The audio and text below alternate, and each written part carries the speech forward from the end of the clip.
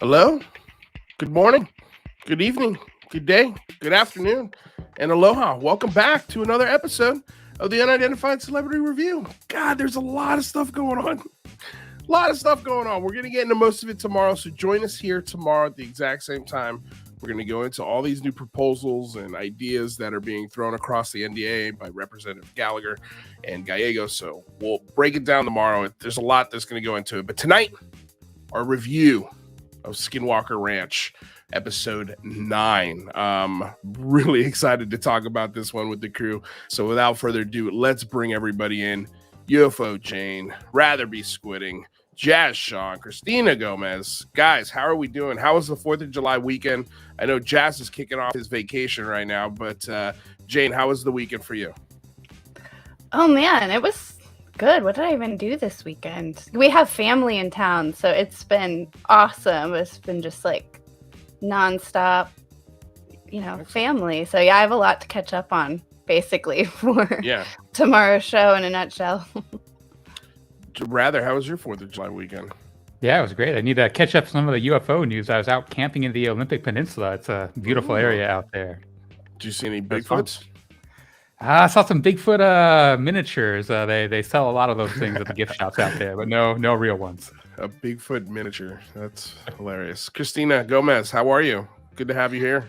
I'm so excited to be here. As for my 4th of July, I worked the whole day, but I got to see some pretty cool fireworks and a light show as well. So I think a highlight. Pretty great. Excellent. Well, I hope you made some good money. Jazz Shaw.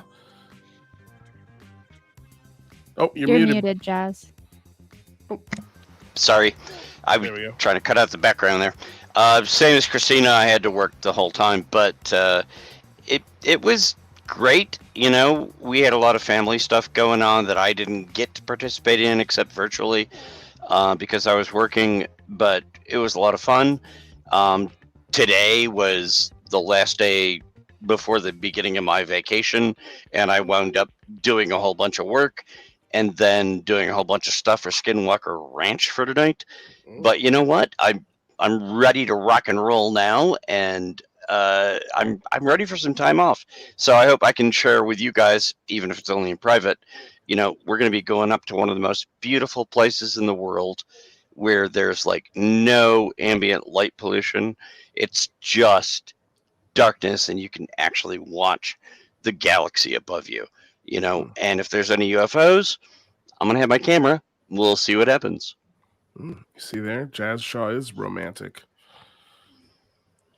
Oh, please tell my wife that later, because I really need somebody to tell her that. He is a romantic at his heart. What were you going to say, Jen? Well, I mean, you're trying to get away from all of us, but sure enough, you'll see a UFO and you'll want to post it to UFO Twitter, and you'll be in some threads. I almost hope you don't see something, so you can actually break. I hope I see something that's not a UFO. Yeah. The place where we're going, we see things like otters that are really rare in our part of the country, but they live in this lake up by our camp, and they occasionally come by and swim by, and they do all this really weird, cool stuff. And there's bald eagles that are out there, and they go fishing, and they catch more fish than I do, because they just come down and hit the water and come up with fish and stuff. So it's a great thing, and we enjoy it every year. So, wow, I'm taking up the whole show with non-UFO stuff. That's right. I just wish we could go, Yeah. I'll be sending pictures. I'll be sending videos. Just follow me on Twitter. Not doing any work stuff. I will send all that. So excellent. I'm here for it, Jazz. So send it all my way. Let's get into it, you guys. This was a pretty explosive episode, pun intended. This was a pretty wild episode. I have to say, probably one of the most entertaining by far. This is entertaining as all hell. Okay, so let me just read what I wrote down up into a certain quote I wrote. And so Travis bolts into the bunker telling Eric about his UAP and tremor experience, and then they look at the video. They find that the UAP was indeed there. There seems to be something in that area that he pointed out. It just fits the description that he describes. It's it's wild how many of these things Travis Taylor catches now. Yeah. It seems like he's the most observant person on the entire ranch and is really like actively looking for stuff when they're doing experiments. So then after this, they propose that this UAP possibly came out of the Mesa. So I guess we'll start with this first part of the episode. Jazz, we'll start with you, then we'll work our way around back to Rather. But what did you think about this sort of opening scene of the show? I think the opening scene was a good carryover from what they did previously. Everything was focused on the drilling, right? Everybody was looking into what are you going to find when you drill into the hole. Last week, we raised, I think, a lot of valid questions about that. It's like, what are you actually finding? How are you doing that? But that wasn't the highlight for me. I think it was a good summary, but they really wanted to get on to the new tests they were doing. So, I think the drilling thing produced interesting results that we talked about last week, but they sort of moved away from that for this show, and that's not a bad thing. Doesn't take away from my score, but they moved on to something new, and this last episode was like exciting in a lot of different ways for me. Yeah. Okay. Christina, what about you? Well, first off, I really enjoyed this episode. I think it was probably the episode where I've seen Dr. Taylor the happiest. For those that have seen my Twitter, I made a meme on it. I thought it was really funny because that was really exciting to see him in his rockets. Was it the Rockets meme? Yeah. Okay. Yeah, I saw that. That was hilarious. This is awesome. But the object that Dr. Taylor saw and then finding it on the footage, it just confirms the weirdness there, the response to what they do it's always surprising. And that was a rather strange looking UAP as well. Jane, what did you think of the UAP they caught on camera there carried over from last episode? Well, I don't think this one was a bug at all. No. I mean, he saw it with his naked eye. Eric Bard brought it up. It matched up with the time. And yeah, I mean, it looked exactly like he described, a translucent white sphere. The element of the ground shaking is super fascinating. I've only seen that linked with like meteor reports and actual explosions. So I was like, could it have been a meteor? But usually you see the flame, or, you see light coming off of the object. It doesn't look like just a translucent sphere. So the show started off on a good, I think the science score was starting off pretty strong. It kind of meandered from there a bit, but I think that was a good case. That was a good sighting, I think. I want to look at it more. Rather, what do you think? It might be a little bit of a bucket of cold water this episode, but I mean, the there's tremors, a shock. Oh my goodness! The tremors, though, they're drilling through the mesa, right? So it seems like a tremor is very explainable by just the drilling activity. And then I did think it was kind of cool that Travis saw something and they went to the cameras and verified that there was something on those cameras. Where I thought it was lacking is how coincidental is that? They should have. I think Eric Bard said, "Oh, if you didn't tell me to look at this specific time, I would have never have sawn it." So why don't you go and look to see, if this is kind of a reoccurring artifact or something that's kind of reoccurring there, and how coincidental is it? Did it only occur at that moment? It seemed like they only looked at that moment. It would have been nice for them to say, "Yeah, we looked, for stuff like this, and this was the only time we found it." So without that follow up, I don't really know what to make of a sighting like that. That's a good point as far as the drilling and the rumbling in the ground is concerned, because that makes sense. It sounds like to me that, and of course I can say this because it's not my money, but it sounds like they need to invest in something like a Sky Hub or a Skywatch system that has software that is able to track for those things. Because, I mean, it would be, I think, impossible for a human to scrub 24 hours of footage from multiple different camera angles to look for something that matched that specific thing that they caught, when Travis said he saw it. I mean, the good thing is, and again, the thing that kind of tells me that he's really paying attention is he saw it, and the first thing he did was look at the time so that they could go straight to that time code in the video, and it matched.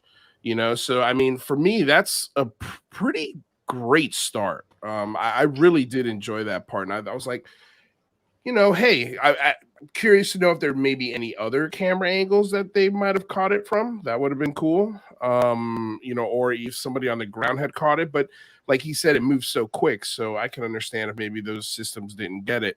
But okay, yeah, that wasn't too cold a bucket. I wouldn't. I still believe rather. Just wait. Yeah, I have a feeling. Okay. So then the next thing that we do in this episode is we get the bigger rockets, bigger lasers, and now chalk dust added to this experiment, which I was super curious how they were going to do this. And so they explained it, and the idea behind creating this chalk dust is to essentially the quote that I wrote down from Travis Taylor was, it's like throwing dust on the invisible man. What essentially is the idea of the chalk bombs as they go down. But in my brain, I'm like, but it's nighttime. How would you see that? Like in my mind, I'm like, how would you see it? And then they also mentioned the idea of this experiment was for the rocket to go through the pyramid, right? And then come straight back down through it. And I was in my brain, I'm like, I don't know if that's a great plan, because it's once the rocket goes off, it's hard to tell sort of the trajectory it's going to take. And I feel like that's kind of exactly what happened, but we'll get into it in a second. But the cool thing about this is they explain the experiment. It's the biggest experiment. It's the most dangerous. It's the most expensive. And it's such a cool experiment that Brandon Fuel's actually going to hang out at the ranch to witness it. They shut down. They had to alert the FAA and the military to clear the airspace, which I was like, oh, wow, this is serious. This is actually pretty cool. And then they bring in the equipment. So the rocket experiments. Let's talk about it. We'll go the opposite direction. We'll start with you, rather. I feel like this is going to be a much colder bucket of water, but let's see. What do you got? Do we want to talk about all the rockets or just the rocket that blew up first? Yeah. Well, okay. So, let's talk a little bit, I guess, about sort of the idea behind it, right?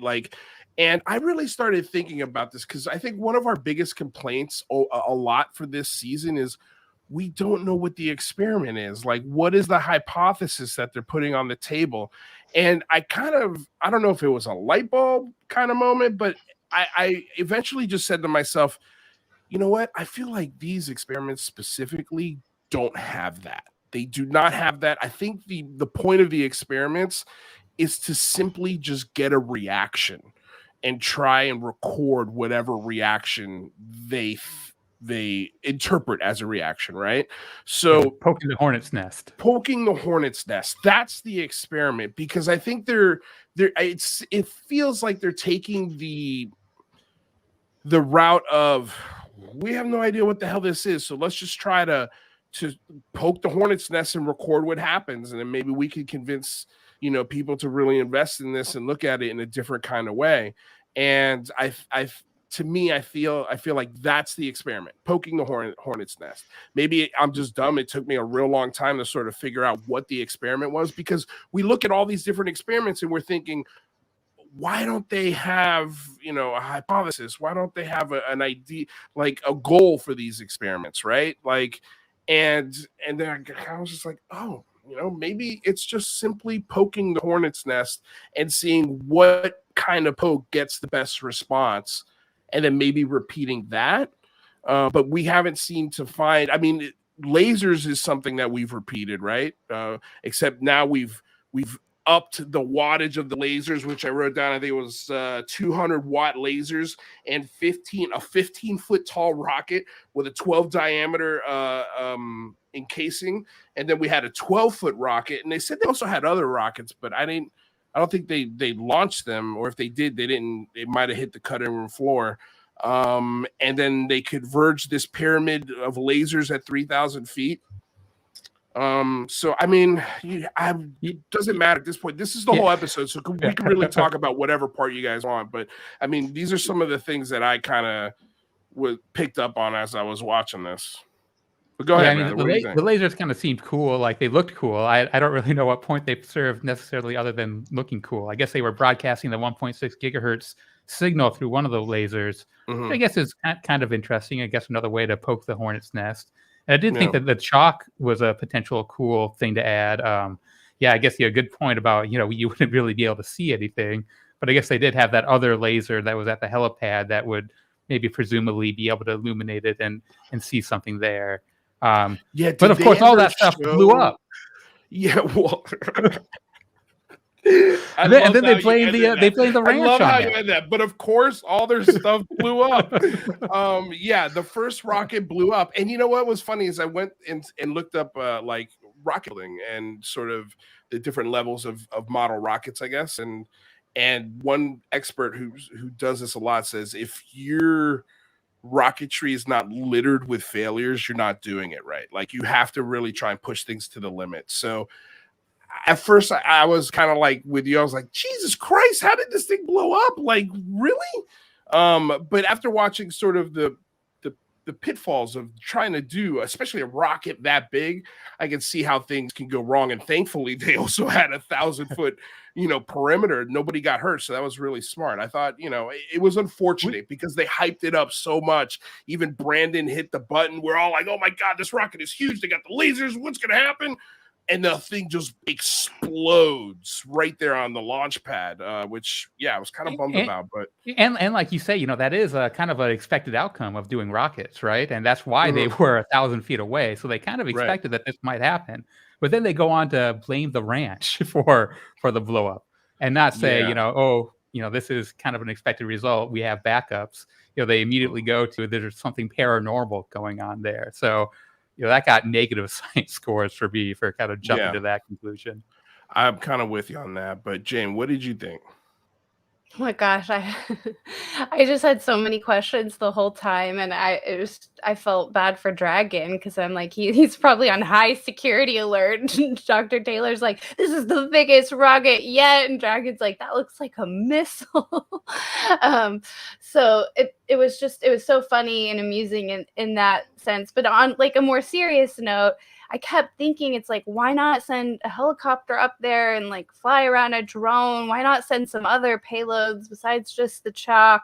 I still don't really get the rocket approach, especially when one of your top theories, and I even agree, one of the more well-documented ones is the ranch is messing with equipment and getting in the way. So we're just going to do one just massive experiment and just like, use all of our cool stuff at once. Seems like a really highly risky thing to do if the ranch has had a pattern, right, of shutting things down. I was expecting something to go wrong.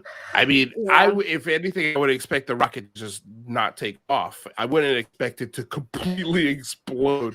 That was pretty wild. Christina, but what else? Oh, sorry. Go ahead, Jane. Finish I was just going to say, because this was for the whole episode and just the theme of next week's too. Remember Dr. Taylor using the term UAP, and remember where he comes from, guys, and what his, what some motivations might be behind that. And UAP is a super broad term where you can just be trying to stimulate it, right? Just anything strange, right? It could be a ghost, it could be a physical UFO. And so I think that's what is preventing the really specific hypothesis, is it's such a broad, we're doing the UAP thing instead of the UFO thing. But yeah, go ahead. Right. Yeah. For myself, after seeing Dr. Taylor being so happy and excited for the Uber rocket and then it blew up, so like my jaw dropped and I had a major facepalm moment. you know, because I felt so bad. I felt so bad for him and for the entire team. But anyway, the chalk, you know, I thought it was an original idea to add all the other payloads and that they put into the rocket. But like you said, Lou, how would they be able to make the dust out unless they were using a spotlight or had like a sensitive camera zoomed in at that elevation? And after all, I mean, are they looking for something up there using stealth tech? You know, we are led to believe that, but I'm just, you know, like into my portal or wormhole theory, something that does gravitational lensing and in a small area up there potentially. So if there is something up there bending a localized area of space-time, I'm sure the rocket veering off in a nether direction would be very likely, because I'm thinking that if it impacted something that was pushing it off course, it would break up. So that second rocket really veered way off course, and hopefully in the next episode they will be able to reveal if the equipment on board was able to give some enlightening data as to what made it go off course. That was my thoughts on that scene. Jazz. Yep, as usual, I'm going to be off on the other side of the page. When they were getting ready to launch the rocket, the big 15-foot rocket, my wife and I were sitting there, and it was kind of a humorous moment for us. We're like, every time they've tried a big experiment, something has gone catastrophically wrong. And we were sitting there talking to each other, and I was like, what are the odds this thing actually gets off the ground? And my wife was like, none. And then it blew up. I agree with Christina. I wasn't expecting it to explode, but I was like, something's going to go wrong. You know, it's not going to work. And it didn't. And then they went and got the other one, the 9-foot rocket, and they went ahead and launched that. And it experienced some really strange things. It looked like the data they picked up on it was pretty good. And I know that's going to be the next part of the conversation we're going to get into, because, wow, I spent a lot of my time today on this. But the second one actually made it up and went off in the wrong place, and they didn't get the dust stuff they wanted to get. They didn't get a lot of what they wanted to get. Does that mean that they're just really screwing it up, or are they running into something that's either intentionally or because they haven't figured out the barriers they're trying to break? You know, we can't get the data we want, which seems to be the theme of most of the season, I think. But we can get into the rest of that later. No, I don't think there's anything fake about the rocket blowing up. I think that could happen in any circumstance like that. I did a little rocketry when I was younger. These were big, complicated rockets, and that's always a problem. But the guys they hired, I went and looked them up. We can talk about that later. These guys are good. They can put up a big rocket, you know, a Class 3 rocket, you know. And the fact that it just died, can that happen? Sure. Yeah, and that can happen. But also, it seems like every time you try a big experiment here, something goes catastrophically wrong. And like I said, George and I were sitting there watching it together, and we're just sitting there literally eating popcorn. I'm like, what do you think the odds are this rocket's going up? It's like, nothing. You know, and it didn't. And I was just like, well, there you go. Yeah. Well, okay, so I'm going to play a video in the background. It's not going to have any noise here. I'll just mute it, but you'll see some of these rockets that go off.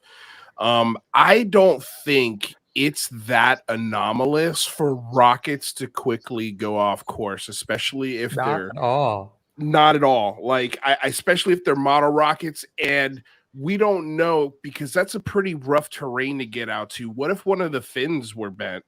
What if, I mean, there's just a billion things going through my brain, but you'll see in this like montage of rockets that I found, you'll see rockets veer off course pretty quickly. And there was a number that Travis Taylor threw in there. He said that the rocket veered off course at 3,000 feet. And I think that's incorrect, just based off of the numbers that the lasers were pointed at 3,000 feet.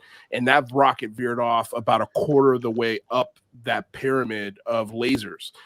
So I'm thinking that thing veered off around 1,000, if anything, more like 700 feet. And it just went straight in the direction that it picked. And that's the problem with every rocket that they've launched this season. And that is that they launch it and it goes really, really far in all sorts of different directions. It never comes straight down. And that was sort of one of the things that they were saying about this experiment, is how they were going to have this thing drop straight down through the lasers and pop off smoke or dust as it comes down. And I'm like, how are they going to do that? Like, how is this rocket that is incredibly unpredictable going to go perfectly straight up through the pyramid and then come perfectly straight down through it? Never once has a rocket done that on this show. Never once. Not one time. And I don't think that's anomalous. I just think that's rockets. Like, they're unpredictable. They're incredibly unpredictable. So I kind of go back to what Jane was saying earlier. Why are we doing these instrumental measurements with a system that goes really fast through the zone and then doesn't even come down through the zone when it's on its way down? It seems like you got a window of about 2 seconds, and that's me being very generous. Like 2 seconds of data, other than the GPS tracking part of it. Am I crazy here? Anyone can chime in at any moment here. I'll go last. All right. I mean, I don't get the rockets. I don't know if it's because, like, you know, I'm into UFOs. So I should say I'm into planes. I'm trying to learn as much as I can about them right now. But yeah, I don't know if it's just that I'm just missing something, but it feels like a pure ratings thing. You know, it feels like a pure for our entertainment scores to go way high, and maybe you'll get some scientific data along the way. I would say, you know, like we're saying, like, poke the hornet's nest. I guess the idea is let's just do a bunch of crazy stuff and then just see if we attract some attention. But then my brain goes, well, maybe you're attracting attention from humans. So we'll get into that later, because it seems like in the history of the ranch, it's not like rockets are what has triggered all these anomalous events and things that people have experienced. So why aren't we recreating those conditions? But that's a good point.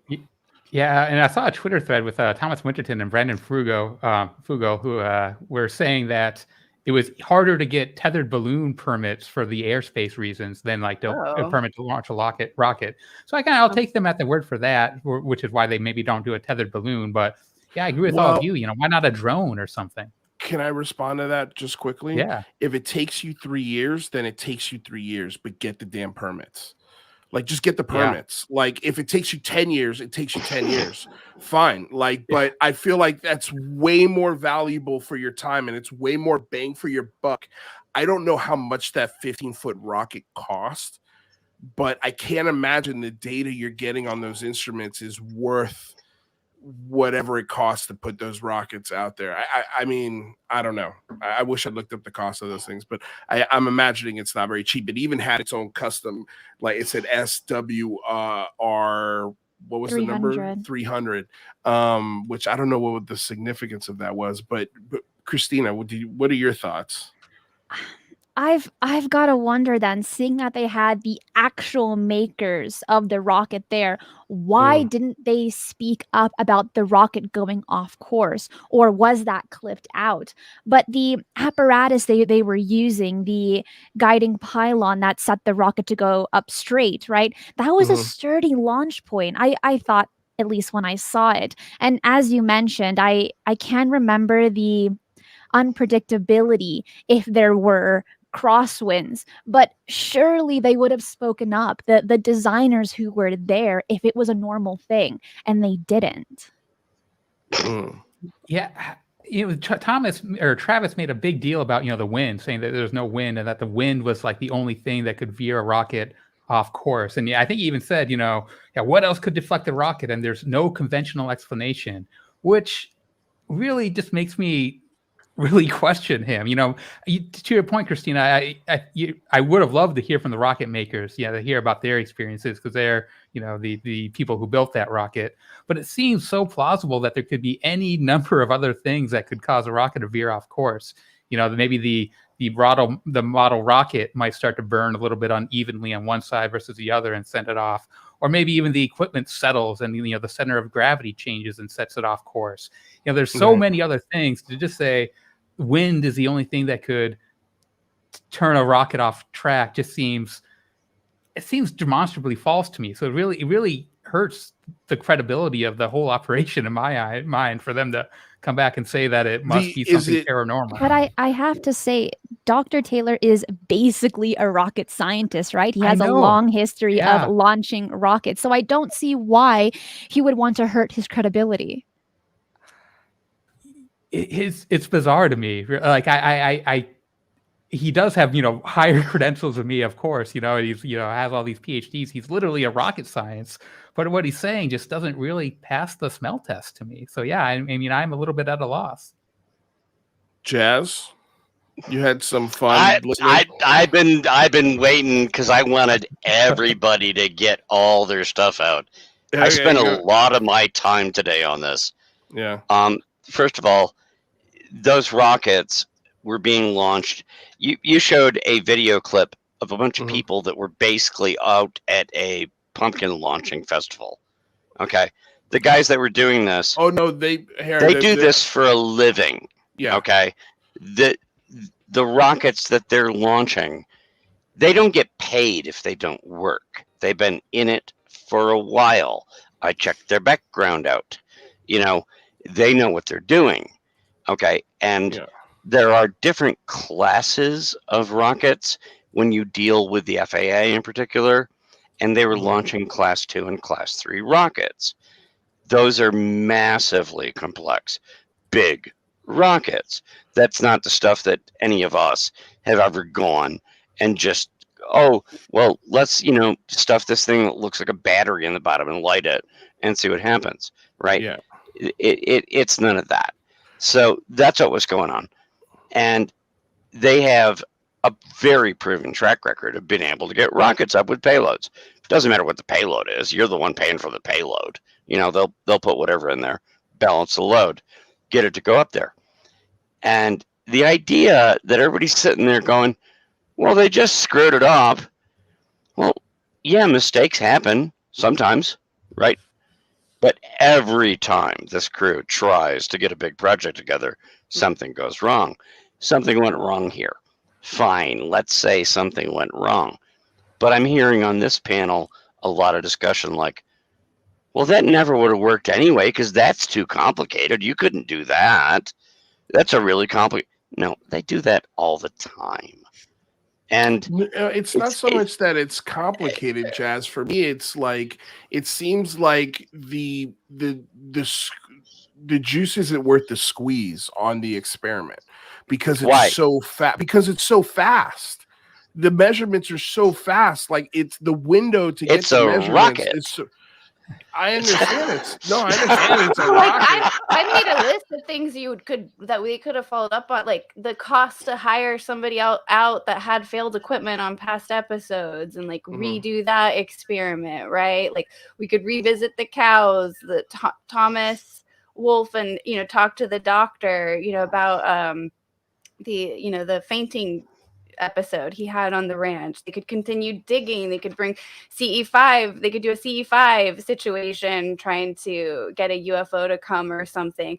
And so I don't think it's that the rocket designers we don't trust, because I don't know what they clipped, like you were saying, Christine. I bet you that they talked more, than what we saw in the episode. So I'd be really curious to hear from them. I think it was more by their own admission in the episode was that this was the most complicated, expensive, like wild thing they were ever doing, which makes sense because you're approaching the season finale, right?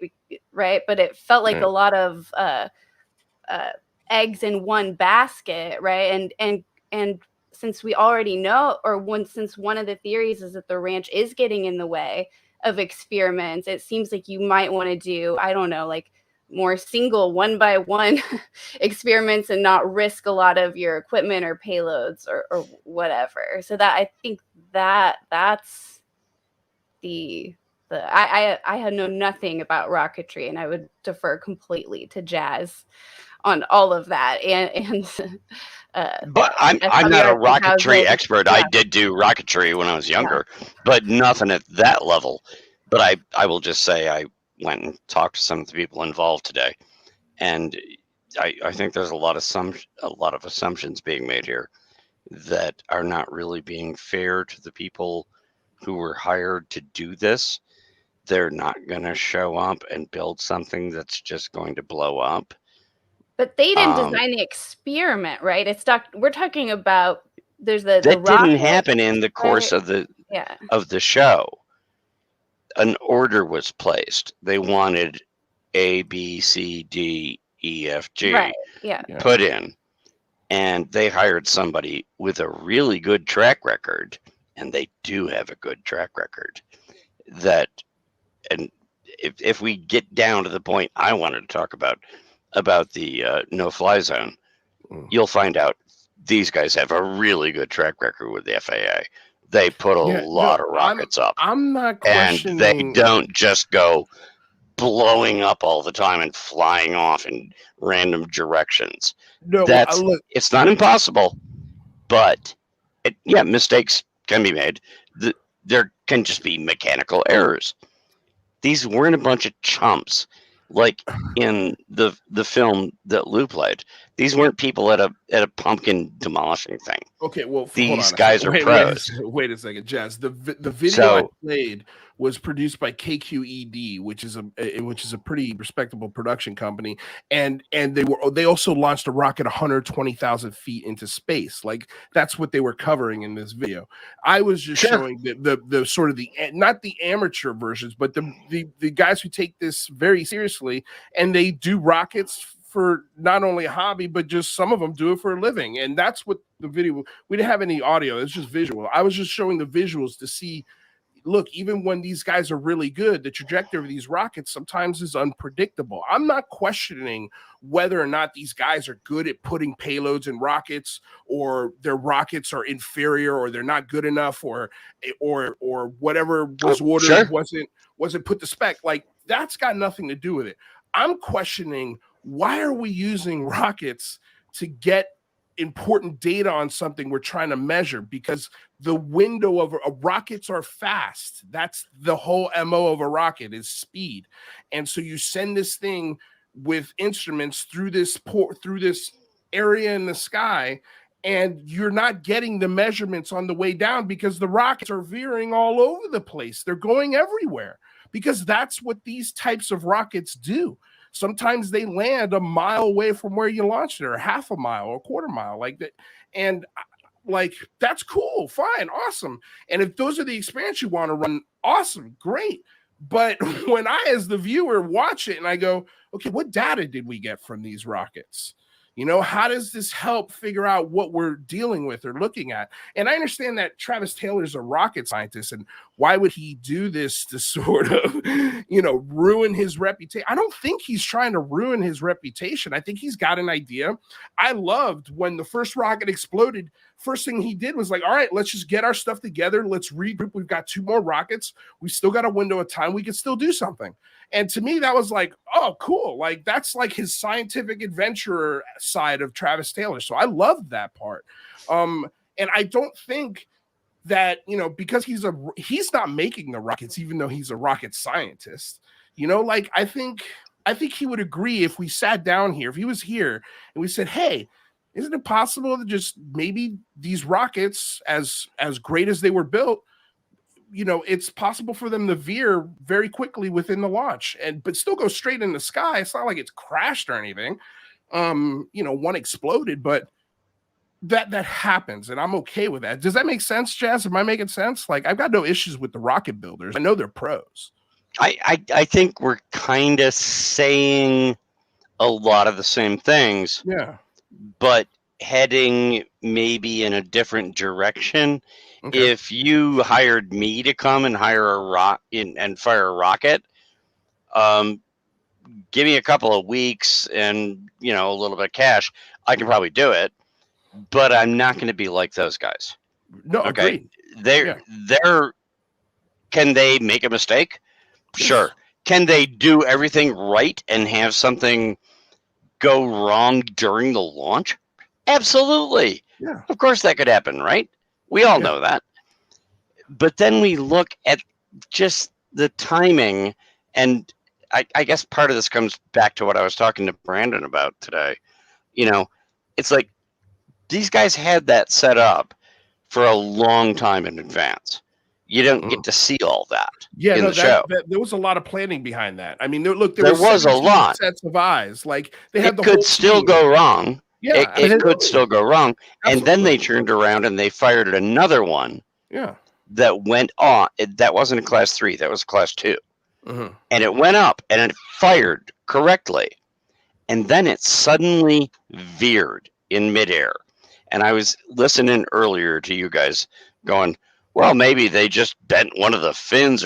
Well, if they did, it wouldn't have gone straight up. It just suddenly turned. Something had to impact it.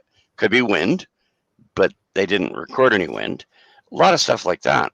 It seems like we're doing a show right now where there's a lot of judgmental things going on, like these idiots with their rockets came in. It's like a review show. It's a review. Well, yeah, no, I get it, but but I don't think idiots. We don't think anybody's I don't think the guys doing the rockets were really terrible. I don't think anybody said that though, Jazz, on the stream. To be fair, I apologize. I didn't. I shouldn't have said idiots. Any of us are. We're not. Our judgment is not about the people who built the rockets and brought them. Our judgment is about the design of the experiment. So it's a totally separate thing, right, from the actual rockets themselves. So it's like if our hypothesis. So the design of the experiment was bad. Okay. Yeah, and so that's where it's coming from. So it's like if the ranch is messing with us and shutting things off, we should probably do experiments that we can keep redoing over and over again. Like, maybe bring back all the people where all their equipment shut down in past episodes, bring them back, try to run those experiments again. Because with rockets, right, if the ranch does blow it up, it's really hard to do it again. I mean, they had some backup rockets. So I think that was where I was coming from. And so that's why I think the rockets, it's probably more of an artistic choice than maybe Dr. Taylor's number one scientific experiment. Let's say if he was doing this experiment on behalf of UAPTF, I feel like it'd probably be some subtler things we'd be doing and getting some subtler data, but it was a little bit more actionable. Which is probably, there's a Skinwalker insider, and we don't know, what else was happening, on the ranch alongside the rockets and stuff. So, yeah. And Lou, you just asked, about why are they using rockets? And well, I think it comes back to the meme with Dr. Taylor I made, but I think that. But I think that every launch is a learning experience and has been a learning experience. And then we had the preview of the next show, and it looks like we're going to graduate to a powerful drone. And also, Brandon made clear at the beginning that they are poking the hornet's nest. And a rocket really seems like something appropriate to poke whatever is up there. I mean, I don't know. That's just what I think, and I hope that we will see that data in next week's episode. And as Jane said, they have been running a progression in the rocket experiments with the rocket bias, but I think in the final episode we might be in for a good surprise. At least I hope so. I hope so too. But I feel like science is about failing and then correcting your mistakes and trying again, right? So I was incredibly disappointed that they didn't launch the third rocket that they have, or maybe they did and just didn't show us. But why if you're faced with two failures in a row, why not try the third one? Well, it sounded almost a little bit like they had that space in the sky reserved for a window of time.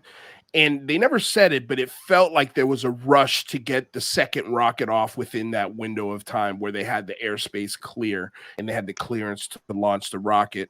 And the failure. They did. Sort of, Lou is completely correct, by the way. That and I can tell you exactly what the window was, but that's what they had. Okay, yeah, makes sense. I mean, it felt like through the dialogue of the show, it felt like, okay, let's get the second rocket up because we've only got about 20 minutes left on this window. We got to get it up now. And that there was no time to launch a third rocket without it being unsafe. Or they did launch a third rocket, but it hit the cutting room floor, and they instead decided to focus on the anomaly that showed up after the second rocket was launched, because that seemed to sort of be one of the sticking points. And again, like, I think that's when it clicked, like, oh, we're poking a hornet's nest. This is what this is exactly what we're trying to get, is footage of things like this. Because, I mean, we do have a restricted fly zone. There are supposed to be no aircraft in that area. And we get what seems like an illuminated object come through the picture. And what's funny is that they had 17 sets of eyes outside that nobody caught this.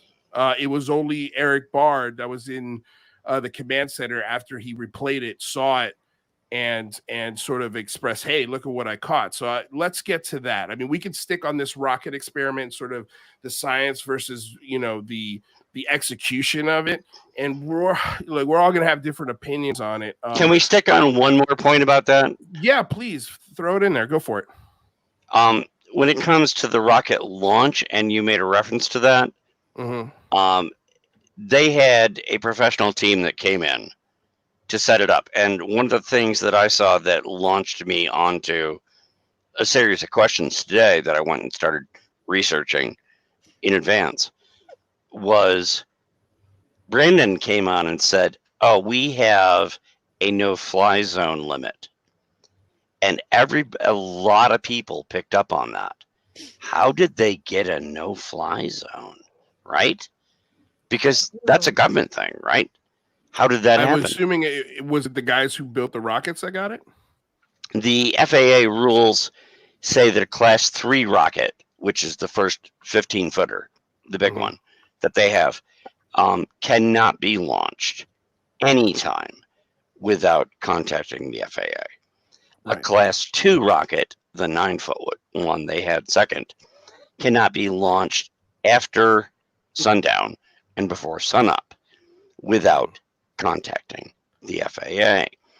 So it's actually FAA. Anybody who wants to go do fact checking for us, it's the rule FAA 7400.2, amateur rocket and commercial operations.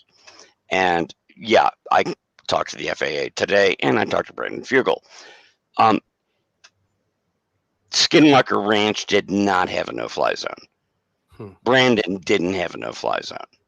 But the guys that built the rockets and came out, they had a no-fly zone. Right. But it was only in a limited window because they followed FAA 7400.2. If you have a Class 3 or Class 2 rocket, then you have to notify them. And when you tell the FAA, hey, I've got a big-ass rocket, you don't even have to tell them, oh, I got a bunch of Skinwalker stuff inside looking for werewolves or whatever. Right. Just a rocket. You don't get to fire it unless you tell the FAA. And the FAA goes and checks and makes sure there isn't somebody who's like, oh, I got my Cessna. I'm planning on going to Du Bois later, And if it's already been filed, they're going to say, no, you can't fly through this area because this crazy bastard at Skinwalker has a rocket that might just blow your Cessna out of the sky. Right. I'm obviously exaggerating. But that's the thing. They followed all the rules. We got the records. I got them in one day. All the rules. They followed all the rules. they didn't do anything wrong. They got set up and they fired big rockets, and they told the FAA in advance that they were going to do it, and the FAA said, yes, you have clearance. It's not technically a no-fly zone, but it is effectively a no-fly zone. So Brandon had a no-fly zone, even though it wasn't him. It was the rocket company that he hired. Right. No, that They're makes the ones sense. who got it. The same thing happens when that's you really operate all a I'm drone. trying to get down to. This wasn't some fly-by-night, just, oh, we're going to throw something up in the air and see what happens. Yeah. They actually followed all the rules. So I'm sorry, I'm not as skeptical as most of the rest of the panel. These guys, they calculated the weights, they had the distance, they had the heights, they had the fuel. Did it fail? Sure, it failed. Did it fail because dino beavers broke it? Maybe. Did it fail because sometimes you build a big complicated rocket, it just breaks? Well, probably that was it, right? That was my whole point. Yeah. Let's not pretend that they didn't do a good job, that they didn't really make an effort to make a good launch. That I know, and you're not. I just wanted to make it clear that I went and did the research. This wasn't a fakery job. Something went wrong. I don't know what went wrong. They don't know what went wrong. But it wasn't like they had a bunch of hacks in there. And it wasn't like they got a fake no-fly zone. The no-fly zone they got came because they filled out the proper forms, and the FAA was like, okay, no Cessnas go over here because you're firing a big-ass rocket with some weird dino beaver shit on or whatever. So nobody gets to fly over here right now. They followed all the rules. That's all I'm saying. I don't want to get carried away with people thinking, wow, this was all fake. This was all just bullshit. I think they did what they had to do. They made the best effort they could, and something went wrong. What went wrong? I don't think any of us really know that. Yeah. I agree with you completely. I think that it was, they did everything right. Some mistakes happen and things happen. The issue I have is that they Travis is saying there's no conventional explanation for what happened, which I take issue with. I think that there are a lot of conventional explanations. Maybe the conventional explanations aren't right, but saying that there's no conventional explanations. I didn't hear Travis say that, but I would agree with you. I think there's a lot of conventional explanations. Yeah, and I think that's all. That's the only point we're trying to make. Exactly that right there is that there are conventional explanations for that rocket veering off course quickly. That's it. Could be. That's not a knock on the guys who built it or launched it or the work they did to make sure that they did everything by the book. Like when you fly a drone, I've got a drone. And anything over 40 feet, I have to get permission for the FAA, depending on where I'm flying it, and I have to know the rules of the sky. Like you have a drone? Yeah. Oh, I can't do the show anymore. You're clearly part of the conspiracy. Yeah. Exactly. All right. Oh no. Anybody have any sort of closing thoughts on this experiment before we? Well, I just want to say, Jazz, if there was something we said that we were misunderstood, or if people listening are misunderstanding, I haven't felt like anybody on any episode, any of the experts they've brought on have been fake or weren't well vetted, or I've been really impressed with everybody they've brought on. And my issue is more like, let's bring on there's people they've already brought on I want to see more from. So I don't think it's that. It's the design of the experiments. What are they expecting when they poke the hornet's nest? What are they expecting to happen with the stimulating the ranch and collecting the data and the next steps? So I just want to be very, very clear. I will say, to be fair to Travis Taylor and the team, it does seem like these rockets get a reaction a lot of times in some part of the ranch, right, whether it be a UAP that shows up or somebody faints or something. Because we've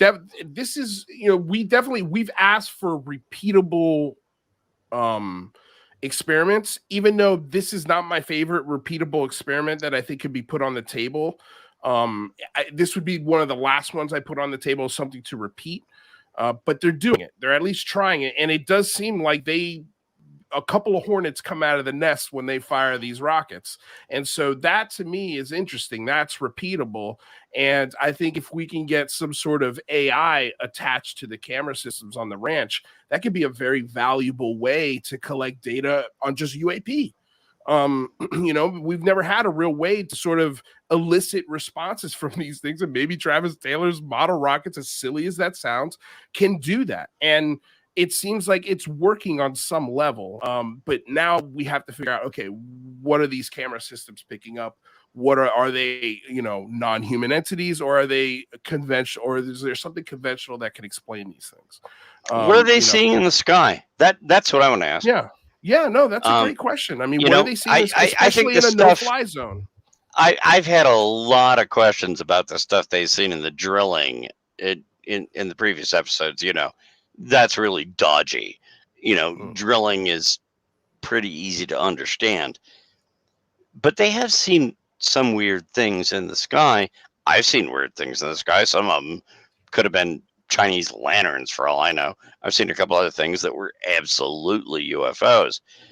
I think they've gotten some good recordings of things in the sky.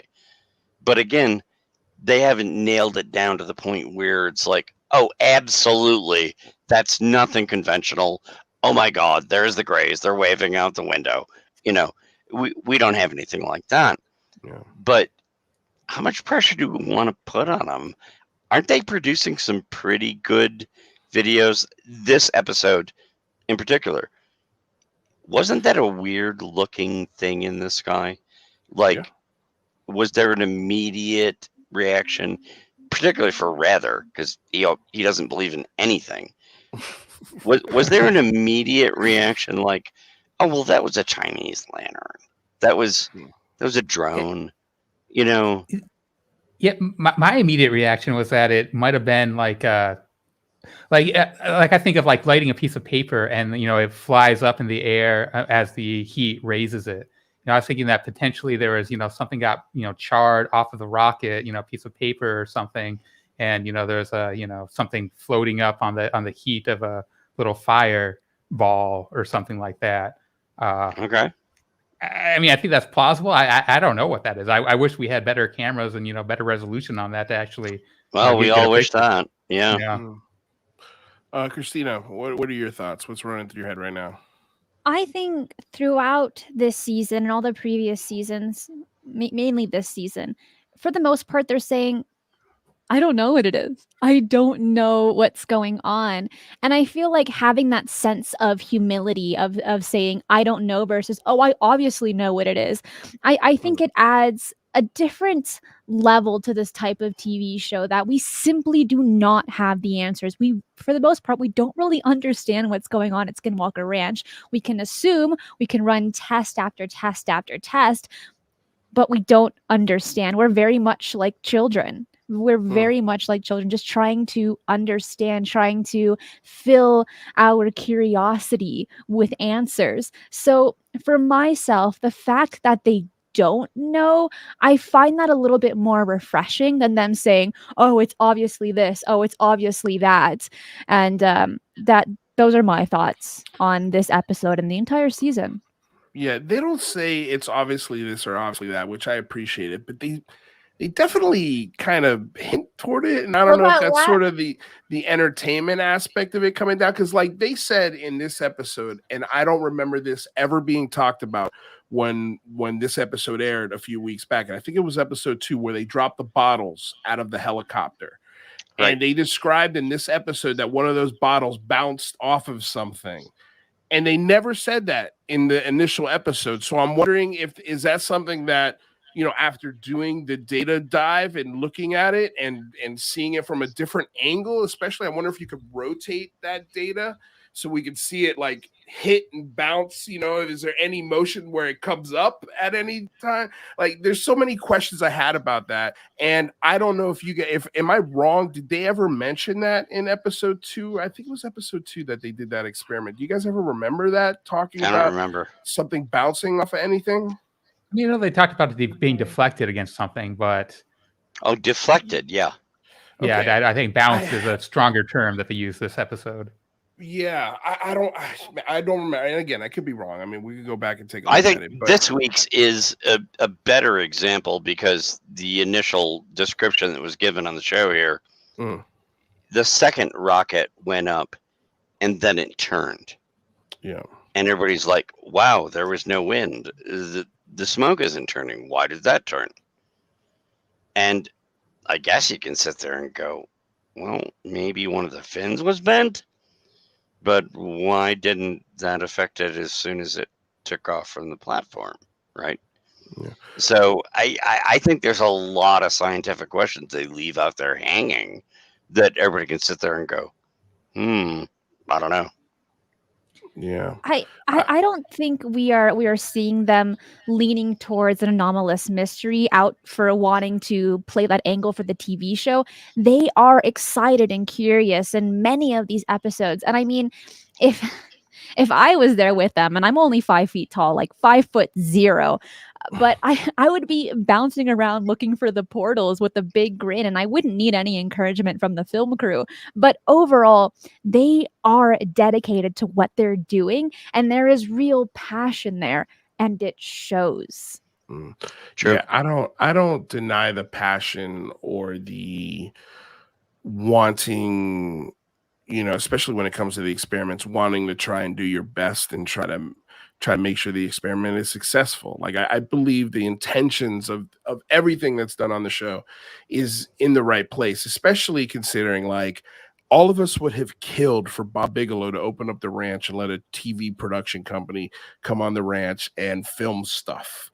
Like we're kind of, in a way, we're little, like, none of this stuff has to be done. None of it.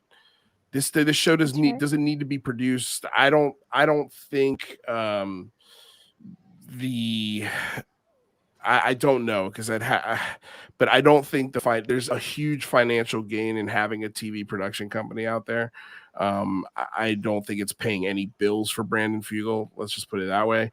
Again, this is like something they don't have to do, and they're doing it, and we're in a way sort of privileged that, hey, we got a TV show, we can watch it, but that doesn't mean we're not allowed to critique it or question it or, say, hey, I want to maybe try this, there's 400 people watching this show. This has become our most popular segment on UCR is these Skinwalker Ranch reviews. Like, it's insane how many people watch. And I think, they look to this show. I think it's becoming popular because we all have different opinions about the show.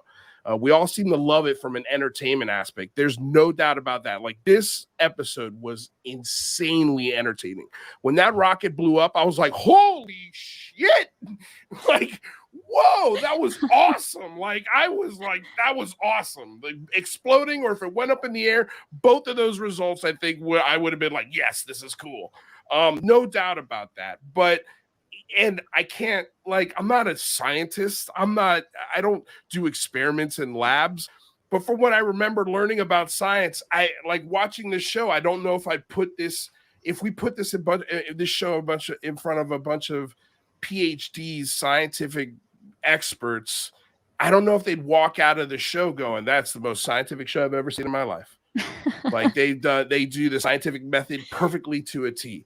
I don't think any one of them is walking out of there. I don't think we have any abstracts or conclusions or anything. Like, there's no paper that could be made from any of these episodes. I'm not looking for perfect science out of the show, but I think the more science you do on the show and show to us, the audience, the more justified, the better the show looks.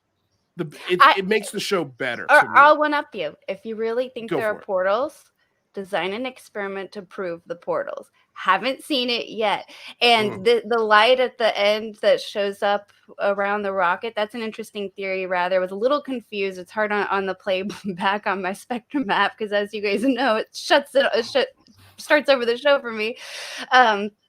But there was one light that kind of seemed like it was just kind of glistening there. And then there was one light that was moving. It almost seemed to have navigation lights. And they thought it was a plane, but it was moving fast in the no-fly zone. And then it seems to disappear. I want to take a closer look, but I think it might go behind a tree. and they replayed it toward the end, and you can kind of even like see the branches. And so, and that was when and they were in the room, and they're like, oh, it could be a portal. I think Travis says, is it portals? And Eric Bart's like, yeah. And it was a hilarious at one scene. point And they I thought was it doing the was same thing, I think, in the room, just like Christina. Like, I think it's totally sincere. If I was on like the set of Skinwalker Ranch, I mean, I would be just speculating the whole time, and you'd have all kinds of like little clips for me to spatter throughout.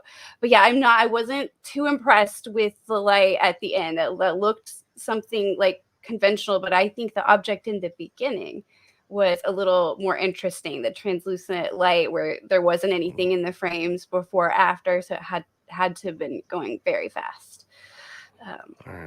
Jazz, any thoughts?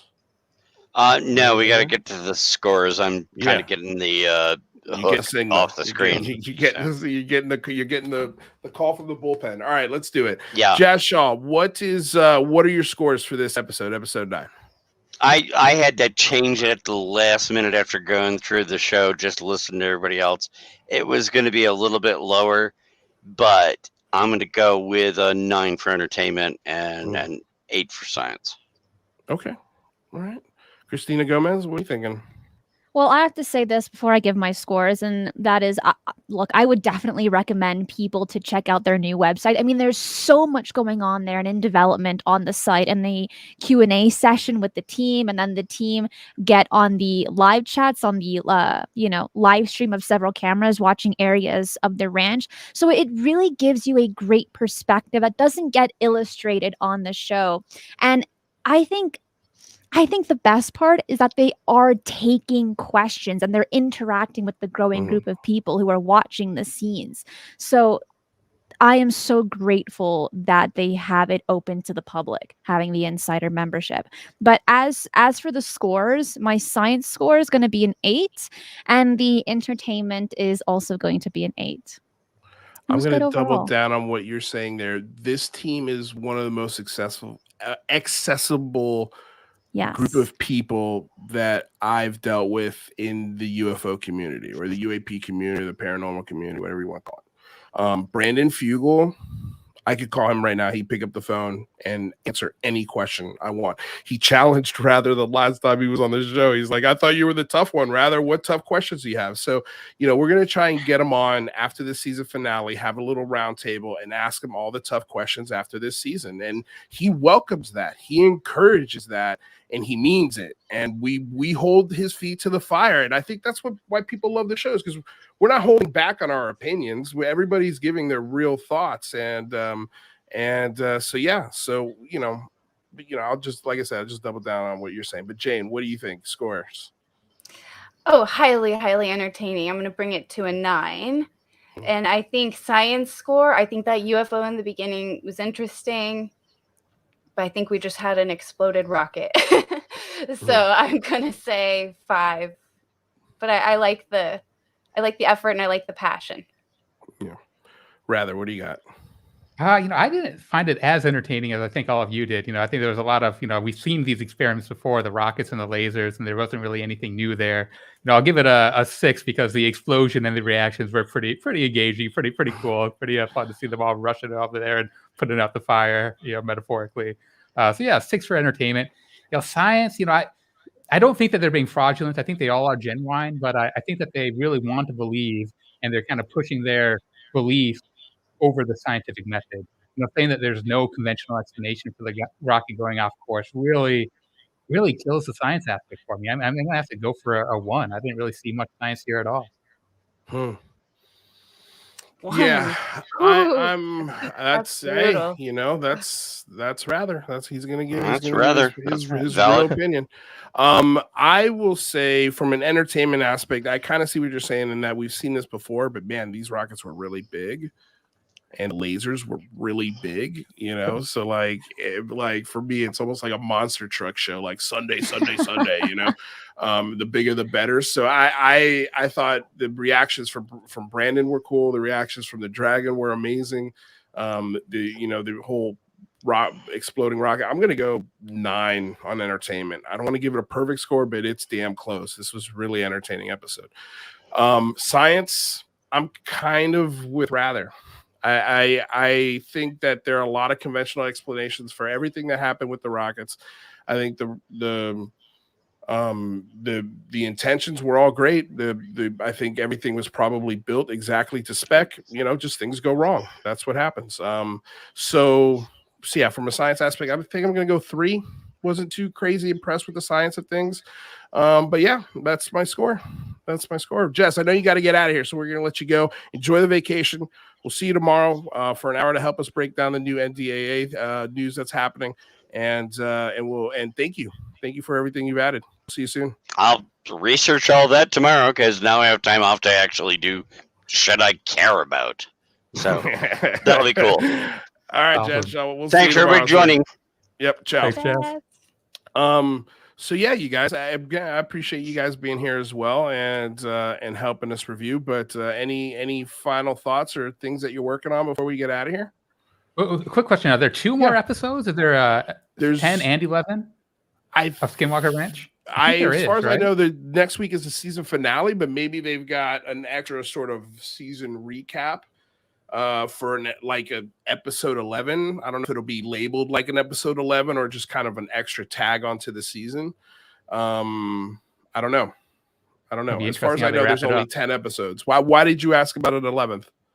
I thought I heard 11, I wasn't sure. I was wondering if any of you knew. Maybe someone in the chat does. Lucky 11.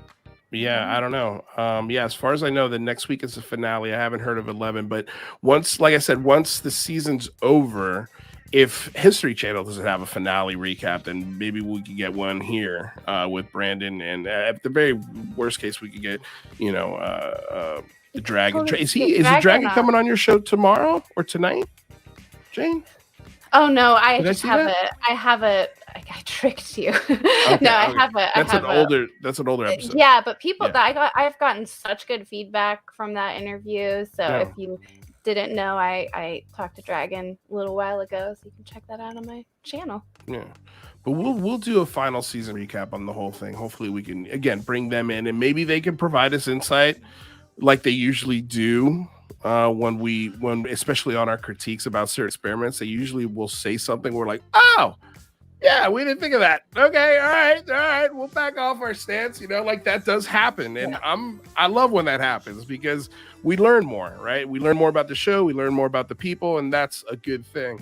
But these are just our initial reactions. These are our first sort of, we weren't there. We have no idea what hit the cutting room floor, so we're just reacting to it as anyone else would. But Jane, what do you have coming up? Anything? Yeah, I've been moving in slow motion this week. I'm trying to get this flying saucers video out. You guys know I'm obsessed with the saucers, but I've been finding some really cool stuff and it keeps going in different directions. So I'm hoping to get that video up. I don't know, soon. In the next week, maybe. Awesome. Yeah. Christina, what do you got coming up on your show tomorrow? The Bridgewater Triangle Part 2 with Jimmy Church on Mysteries with a History is one crazy place for UFOs and the paranormal. It's like Skinwalker Ranch on steroids, but over like a 200 square mile area in Massachusetts. So really crazy paranormal and UFO hotspot area. Fascinating history and ongoing weirdness. Thursday at 2:30 p.m. PST for Part 2, and coverage for all the strange news of the week Friday at 3 p.m., which you co-hosted with me last week, Lou, and Jane a few weeks before. And that was a lot of fun. So thank you so much for having me on today, and I look forward to seeing all of you on my channel at Christina Gomez. Thank you, Christina. What do you got cooking? I've been researching how we might be able to decode the language of dolphin and whales, because that might be kind of a good way to think about communicating with aliens if they do arrive and start talking to us. So yeah, go over to just have Jazz be the translator. Yeah, hell yeah. Oh man, I can just see Jazz getting frustrated with dolphin talk. Actual dolphin speech. Like all these clicks. Well, you guys, we have a killer show coming up for you guys tomorrow. We've got a lot of stuff to talk about. Lex Fridman had an interview with Joe Rogan. They talked about UFOs and sort of their thoughts. I kind of wanted to dive into that. We've got all of this news going on with the NDAA and the Gallagher and Gallego amendment that they're throwing in there. Seems like they're trying to get an immunity clause thrown into the NDAA for whistleblowers, essentially. But we'll dive into it. There's apparently, I don't know if I got this right, but my understanding is that they're also requesting a new underwater UAP sort of task force office that would just be looking at strictly the underwater anomalies, which I think that's sort of it's interesting that this keeps coming up, the USO aspect of this. So we're going to talk about it too from that hearing, right? That was a no. Yeah, that was the only. Wasn't that the only moment where they said this is something we need to talk about in a classified setting? Yeah. When the representative brought up you unidentified submerged objects. So maybe we're looking in the wrong direction, guys. It seems like all the action. What's that? You're talking about Nessie, the Loch Ness monster? Oh yeah, right. No, I wonder if we're going to start including it sounds like the intelligence community is telling us to stop looking up and start looking down, which is just interesting. I didn't think they would be pushing, and it's not coming from the community. They're just bringing it to the table. But anyway, we're going to get into it tomorrow. We'll dive into that with Jazz Shaw in hour one. Most witnesses aren't underwater when they see things, so I don't ever get right. That's the problem with that too. USOs. So. But I mean, it seems like if you've seen something weird in the water, I guess send it to me. It sounds like I need to look into that now. So. Right. Well, I mean, obviously, I don't know if it's obviously, but it just seems like, especially submarines and naval ships, if they're tracking things underwater moving at very high speeds, that like that opens up a whole nother can of worms, especially if they're doing like 90-degree maneuvers underwater or coming out of the water and going into space at a rapid speed. There's all sorts of wild questions, but it's just funny that it keeps coming up, especially from the military aspect. But again, we'll get into it tomorrow. So you guys, if you haven't already, please like, share, subscribe to the show. If you want a great way to support the show, we've got a Patreon. All of the links for these things are in the description below. If you can't support it through Patreon, don't sweat it. There's no paywall here. All of the content is free. But we do ask to, like you said, like, share, subscribe. Other than that, you guys, we'll see you tomorrow. Thank you so much for coming aboard, getting weird with us here on another review of the Secret of Skinwalker Ranch. We'll see you guys tomorrow, 5:00 sharp. Be there or be lame. We'll see you guys. Thank you. Peace.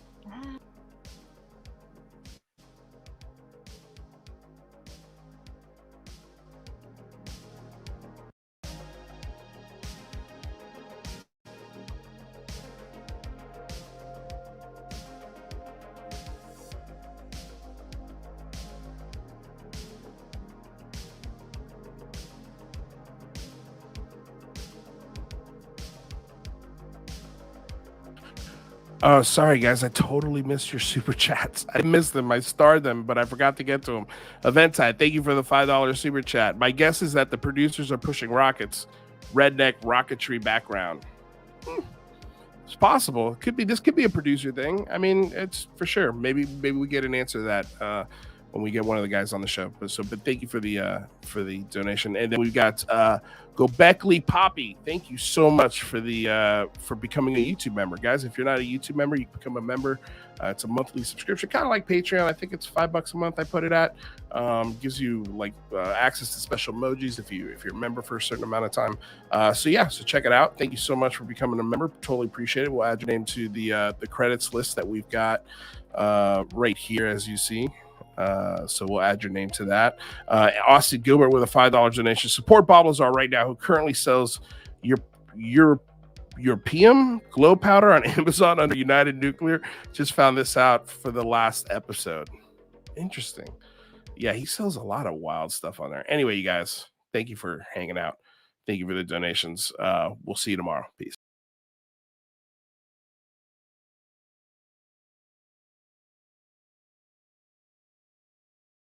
I'm going to tell y'all right now, all of these wonderful people would not be here without Patreon supporters like you. If you enjoy credible news, reviews, and commentary on UFOs and UAPs 5 days a week, you want to support this show. What's your name? Marty. Marty, look how easy this is, Marty. Pick up your phone. Boom! You're a Patreon member. I mean, look, it's so easy. You just click the link, which is right here. Just for $1 a month, you can support this show. Just fill out the information and pledge what's comfortable for you.